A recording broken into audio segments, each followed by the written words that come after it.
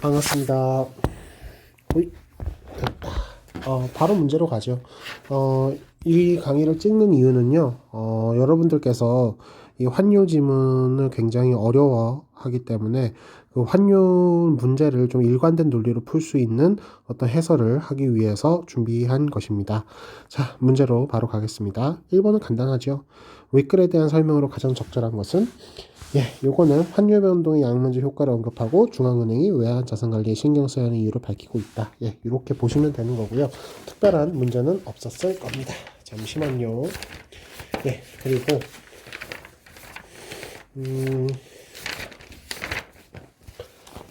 바로 가겠습니다. 2번 윗글을 통해 추론한 내용으로 적절하지 않은 것은 요거는 1번부터 천천히 가봅시다. 자, 환율이 상승하면 수출 기업은 생산량과 가격을 동결해도 이익이 늘어난다 라고 하는데요.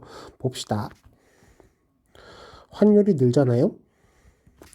환율이 늘면 수출에 유리합니다. 수출에 유리하고 수입에 불리하죠. 수출에 유리한 이유는 뭘까요? 왜냐하면 그 가격 태그 있잖아요. 얼마라고 붙어 있는 거. 그 가격 태그가 싸지는 효과가 있어요. 그러니까 100달러라고 붙어 있던 게 똑같은 물건인데 100달러라고 했던 게 막 95.5달러 뭐 이런 식으로 싸 보이는 효과가 있다는 겁니다. 이러한 효과가 있다는 겁니다. 그래서 수출 기업은 이익이 늘어난다는 거죠. 생산량과 가격을 동결하더라도 가격 태그가 싸지는 효과가 있기 때문에 이익이 늘어난다. 이렇게 이해하시면 되겠습니다. 자, 2번. 해외 투자자들이 국내 부동산을 사들일 경우 외환의 공급이 늘어나게 된다. 요거는 지문에 나와 있는 내용이거든요. 그냥 알아두시면 될 것 같아요. 외국인이 국내 자산을 매입하는 경우, 매입한다는 건 사들인다는 거거든요. 매입을 하면 또 매입할 때 뭘로 사겠어요? 달러로 구매하겠죠. Hey you 이러면서 미안합니다. 달러로 구매를 하겠죠. 그렇게 되면은 외환, 달러가 국내에 공급하는 정도가 늘어나겠죠. 그래서 공급이 늘어나게 된다라고 이야기를 하는 겁니다. 자, 3번. 외환보유액 중에는 위급한 상황에 대비하여 즉시 동원하기 어려운 자산도 있다. 그렇습니다. 지문에 그대로 나와 있고요. 이거는 뭐 어떻게 설명할 방법이 없습니다. 설명하는 거는 큰 의미가 없을 것 같고 바로 4번 넘어갑니다. 환율이 급등하는 상황을 막기 위해 중앙은행에서 개입을 하는 경우 외환보유고가 줄어든다. 한번 봅시다. 환율이 급등하고 있습니다. 환율이 급등하면요. 왜 그러냐? 환율에 대한 수요가 미친 듯이 늘고 환율에 대한 공급이 부족하기 때문이죠. 공급이 부족하기 때문입니다. 따라서 달러를요. 공급해줘야 돼요. 달러 공급을 늘려줘야 됩니다. 달러 공급을 늘려줘야 됩니다. 달러 공급을 늘려준다? 이거 다시 말해서요. 외환보유고에서 있던 달러들을 쭉 푼다는 거예요. 다시 말해서 외환보유고는 줄어든다는 겁니다. 줄어든다는 겁니다. 자, 5번 갑시다. 원화 가치가 떨어지면 수출이 늘어나고 외국 기업의 원금을 상환해야 하는 기업의 부담도 줄어든다. 자, 봅시다. 환율이 늘어요. 환율이 늘면 수출 유리하고 수입이 불리하죠. 한편 원금 상환에 대한 부담도 늘어납니다. 부담이 늘어나요. 왜 그러냐? 원래는 요거 좀 지울게요. 자, 지웠습니다. 원래는 100달러를 갚기 위해 100달러를 갚기 위해 예전에는 10만 원이 필요했어요. 그러니까 10만 원 가지고서 100달러를 산 다음에 100달러를 갚은 거죠. 그런데 환율이 올라버리잖아요. 환율이 올라버리면요. 이제는 10만 원 가지고서는 100달러를 못 사요. 12만 원이 필요합니다. 12만 원 가지고서 100달러를 사가지고 100달러를 갚아야 돼요. 그렇기 때문에 이제 부담이 늘어나게 되는 거죠. 이해되셨나요? 그래서 원화 가치가 떨어지면 수출이 늘어나고 외국 기업의 원금을 상환해야 하는 기업의 불안도 줄어든다 해서 줄어드는 게 아니라 늘어나는 겁니다. 늘어난다. 이렇게 보시면 되겠습니다. 여기서 원화 가치가 떨어진다는 것이 달러가 강세라는 거고, 달러가 강세라는 것이 환율이 올라간다는 것은 이해하고 계시겠죠? 예, 그렇게 가겠습니다. 그리고 자, 바로 3번으로 가겠습니다. 3번에서는요, 여러분들이 버려야 될 내용들은 좀 버렸으면 좋겠어요. 이 문제가 너무 선을 넘었습니다. 선을 넘어서 약간 화나는 그러한 문제라고 할 수 있겠습니다. 자, 1번. 원화 대비 A 가치는 2018년 3월이 2018년 5월보다 높았겠군. 3월이 5월보다 높죠? 예, 오케이입니다. B기업에서는 2018년 1월에 수출 가격을 인상함으로써 채산성을 맞추려 했겠군. 요게 이제 조금 은근히 이제 좀 선을 넘었어요. 별거 아닌 내용인 것 같지만요. 잘 보세요. 환율이 2018년 1월 봅시다. 2018년 1월에 보면요. 환율이 너무 내려가고 있는 상황이에요. 환율이 내려가고 있는 낮은 상황입니다. 환율이 낮은 상황이에요. 그때는 수출이 불리하죠. 그리고 수입이 유리합니다. 수출이 불리한 건 왜 그러겠어요? 가격 태그가 비싸 보이는 효과가 있기 때문입니다.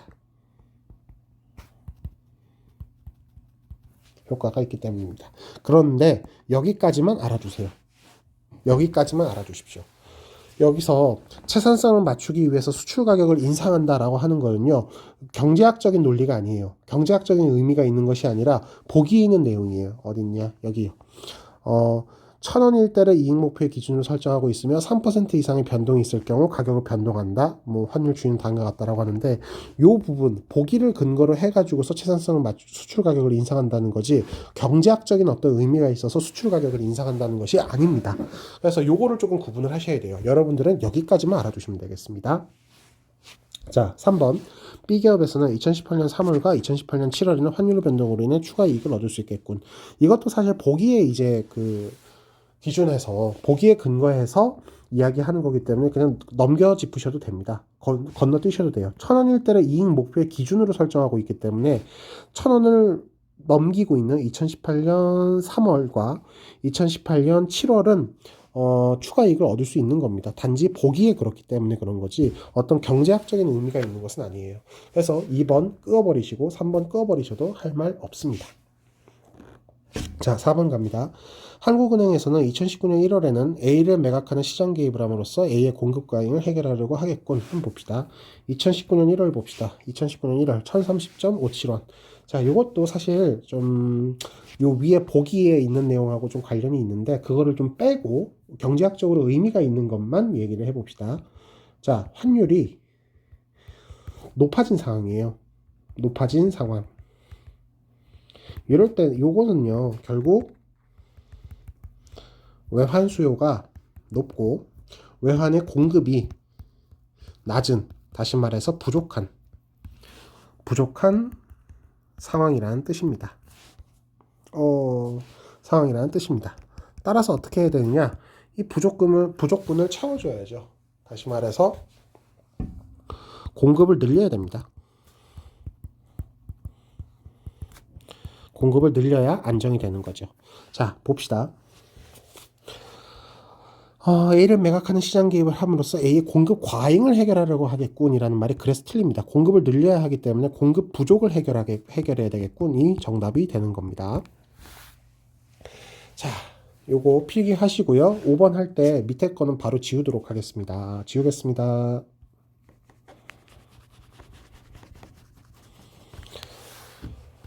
으이짜, 기지개 한번 폈습니다. 아이고. 자, 계속 갑니다. 한국은행에서 2018년 1월에 시장 개입을 한 것은 원화의 가치를 하락시키면서 B기업이 유리하게 작용했겠군. 한번 봅시다. 5번. 자, 960.93원이죠. 환율이 약세인 상황입니다. 환율이 약세인 게 아니라 환율이 내려가 있는 상황입니다.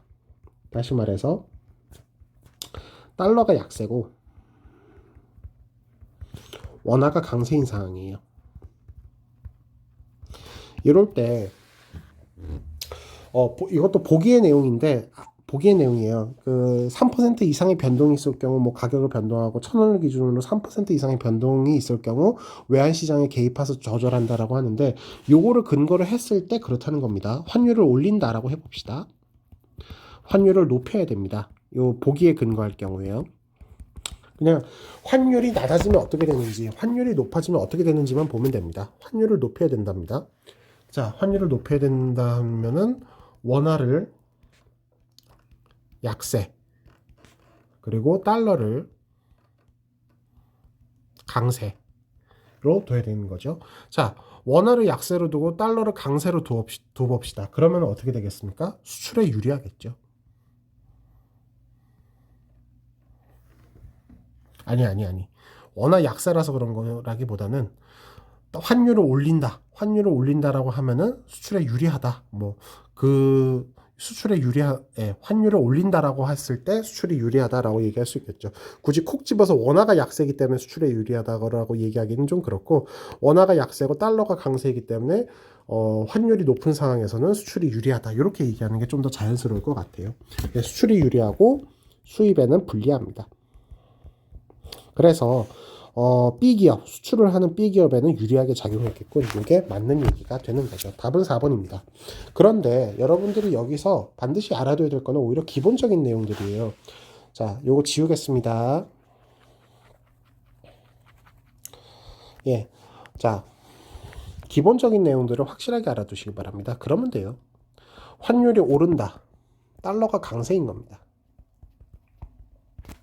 원화가 약세인 거예요. 이 기본적인 거 제가 처음부터 강조를 했었죠. 요거를 그냥 머릿속에 딱 박아두세요. 요 기본적인 것을 잊지 마십시오.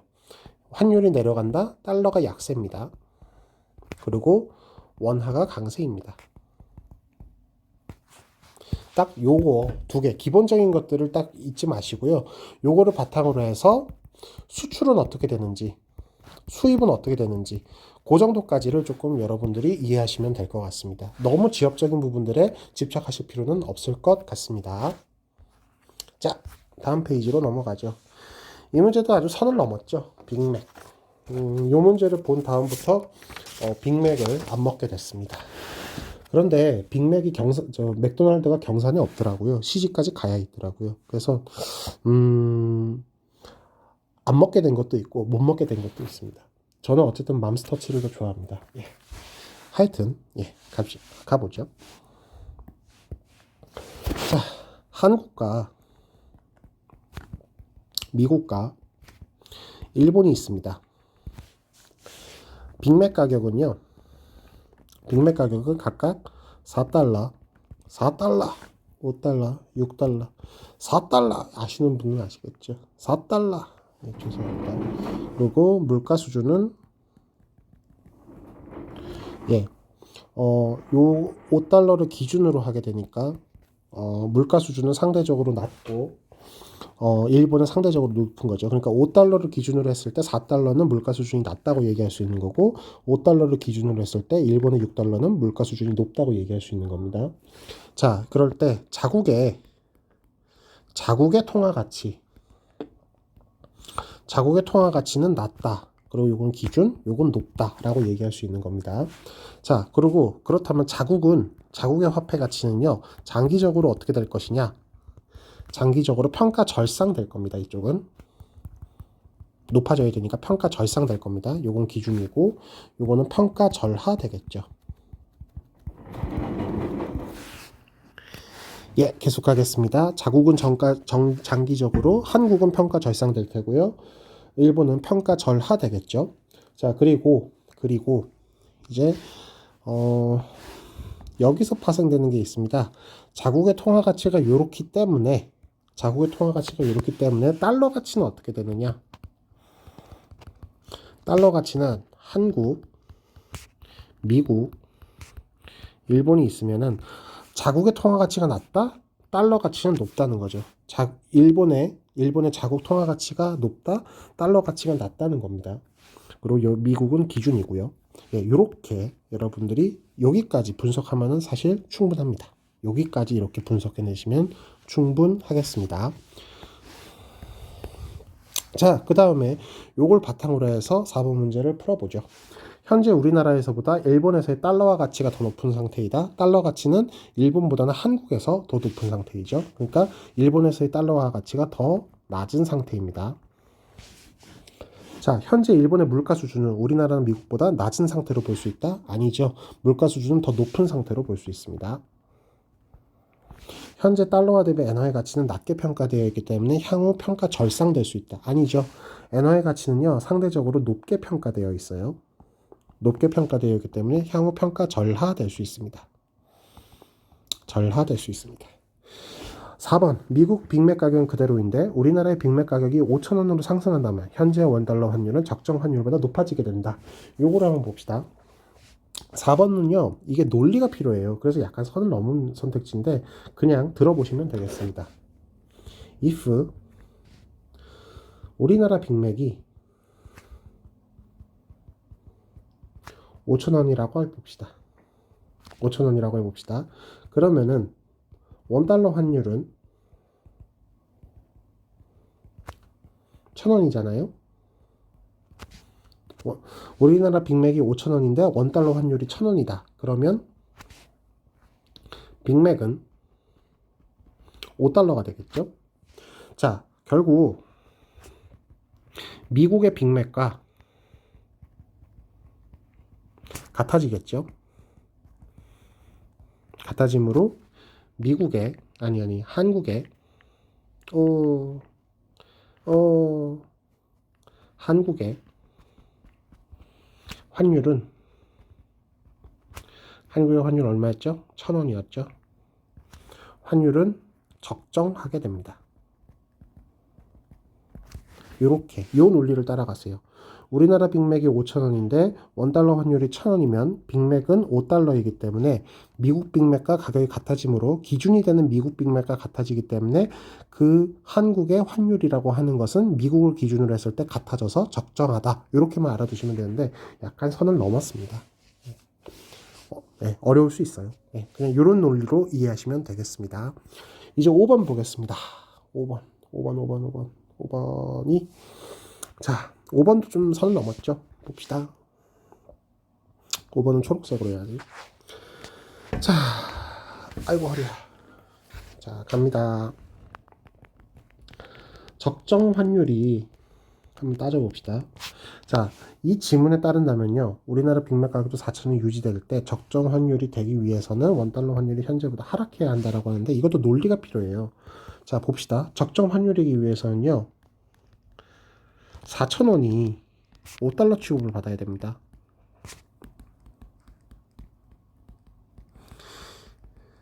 4,000원이 5달러 취급을 받아야 돼요. 그래야 적정 환율이 됩니다. 적정 환율이 되기 위해서는 4,000원이 5달러 취급을 받아야 돼요. 요걸 직관적으로 깨달으셔야 돼요. 자, 그런데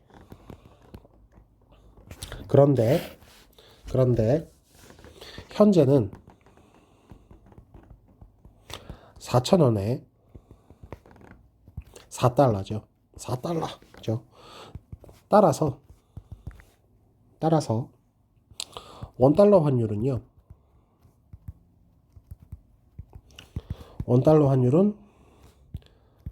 4,000원 이거 달러 이렇게 돼 있죠. 아니 이게 아니죠. 이렇게 4,000원 해가지고 5달러죠. 현재는 4,000원에 4달러니까 원달러 환율은 지금도 헷갈려요. 아, 그렇죠.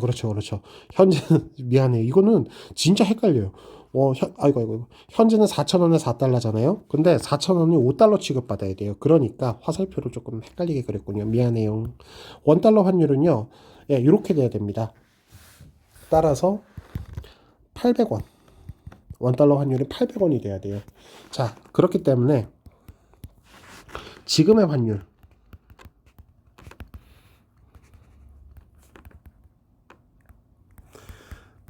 환율보다 낮아져야 되겠죠. 낮아져요. 얼마까지? 800원까지. 낮아져야 하겠습니다. 이 흐름이 있습니다. 요 흐름을 알아두시면 될 것 같아요. 적정 환율이 되기 위해서는 4,000원이 5달러 취급을 받아야 돼요. 그런데 현재는 4,000원에 4달러 취급을 받아야 돼요. 그래서 앞으로 어떻게 돼야 되느냐? 원달러 환율이 4,000원에 5달러 이렇게 돼서 결국 800원이 돼야 된다 이 말입니다. 결국 정리하면 지금의 환율 1,000원보다 낮아져야 된다는 얘기가 되겠죠. 이것도 서면서 살짝 넘었습니다. 그래서 이것도 그냥 이러한 논리대로 여러분들이 그냥 정리를 해 놓으시면 될 것 같습니다. 중요한 거는요, 오히려 이거예요. 중요한 건 요겁니다. 딱 어떤 흐름이 있지 않습니까? 한국, 미국, 일본이 있고 요 일련의 논리 흐름을 가지고서 지문에 그대로 나와 있거든요. 빅맥 지수가 요거면은 물가 수준은 어떻고 자국의 통화 가치는 어떻고 자국은 장기적으로 어떻다. 그리고 그것을 바탕으로 추론할 수 있는 달러 가치는 어떻다. 요거를 내용을 정리해서 한꺼번에 풀 수 있는 그러한 능력이 필요하겠습니다. 여러분들께서 요 부분을 중요시 여기면 되겠지. 요 부분에 너무 굉장히 지엽적인 부분인데 요거에 집착하지 않으셔도 될 것 같습니다. 자, 5번 바로 가죠.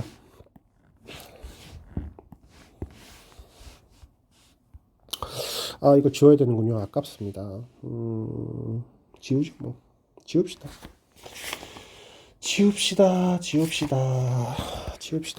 삭삭삭. 한꺼번에 크게는 못 지우나? 뭐 지울 수 있는 방법이 있을 것 같은데 저는 모르겠네요.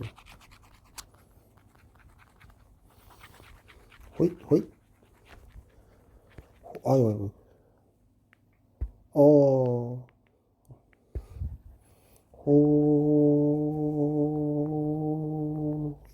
예.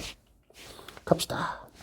자, 기억과 니은에 대한 이해로 적절한 것은 이라고 되어 있습니다. 이것도 미리 정리해 놓고서 푸는 게 좀 필요하겠습니다. 자, 기억이 뭐라고 되어 있냐면요. 엔화평가 절상을 저지한다라고 되어 있는데 일단 여기까지만 봅시다. 엔화평가 절상은요. 엔화가 강세고 달러가 약세라는 겁니다. 요것을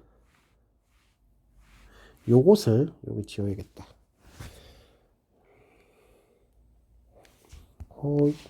요거를 저지한다는 거니까 어떻게 하겠다? 달러를 강세로 만들고 엔화를 약세로 만들겠다 이 소리예요. 달러를 강세로 만들고 엔화를 약세로 만들겠다. 달러를 강세로 만들겠다. 결국 그 소리입니다. 어떻게? 달러 수요를 늘리고 달러 공급을 낮추겠다. 이 소리입니다. 여야 한다 이겁니다. 결국 기억은요. 달러 수요를 높이고 달러 공급을 낮춰야 된다 이 소리입니다. 아이고. 그럼 니은을 봅시다. 외환위기죠. 외환위기는 조금 더 직관적으로 알 수 있을 거예요. 외환위기는요. 결국 외환에 대한 수요가 미친 듯이 높고 외환에 대한 공급이 엄청 낮다는 얘기죠. 따라서 이것을 극복하기 위해서는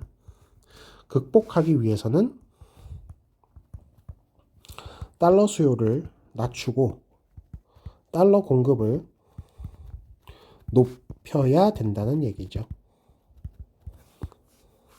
그래서 지금 이 상황이 반대라는 게 이해가 되시나요? 기업 같은 경우는 달러 수요를 높이고 달러 공급을 낮춰야 되는 반면 니은 같은 경우에는 달러 수요를 낮추고 달러 공급을 높여야 된다. 이렇게 보시면 되겠습니다. 자, 요거를 바탕으로 해서 한번 봅시다. 기업을 위해서 일본 정부는 달러화의 수요를 억제하는 정책을 펼쳤을 것이다. 아니죠. 달러화의 수요를 더 늘리는 정책을 폈겠죠. 기업을 위해서 일본 중앙은행은 외환시장에서 달러화의 매입을 늘렸을 것이다. 매입을 늘리면은 달러 공급이 낮아집니다. 예, 달러 공급 낮죠? 맞습니다. 5번에 2번입니다. 3번, 니은으로 인해 발생한 급격한 환율의 하락은 수출 기업들에게 큰 타격을 주었을 것이다. 외환위기로 인해서 환율은 엄청나게 상승했고요. 환율 상승은 수출에 유리하다고 그랬었죠. 그렇기 때문에 타격 주지 않았습니다. 엄청 호재였죠. 자, 4번 갑시다.